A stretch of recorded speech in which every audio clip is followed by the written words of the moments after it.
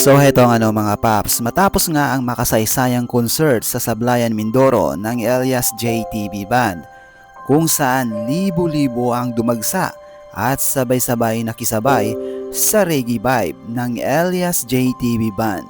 Hindi pa doon nagtatapos ang kwento mga paps, dahil walang pahinga, walang atrasan.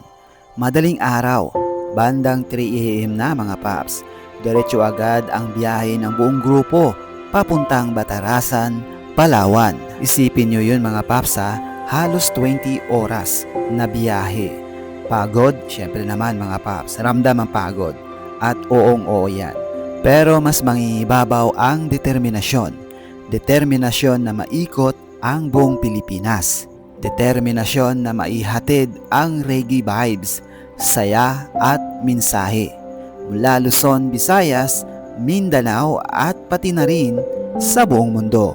At pagdating ng gabi ng concert sa Batarasa, Palawan, ramdam mo agad yung ibang klaseng enerhiya, ibang klaseng excitement.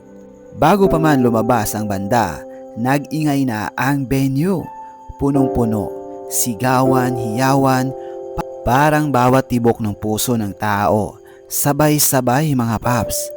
At nang lumabas na nga si Elias JTB, grabe mga paps, as usual, explosive. Simula unang kanta hanggang huling tugtog, walang bumitaw.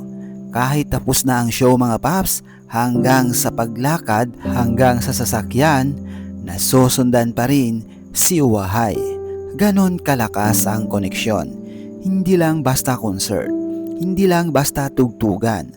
Sa bawat venue na pupuntahan ng Elias JTB Band, may bakas na iniiwan, bakas ng saya, bakas ng alaala, bakas ng mga gabing hindi kailanman malilimutan.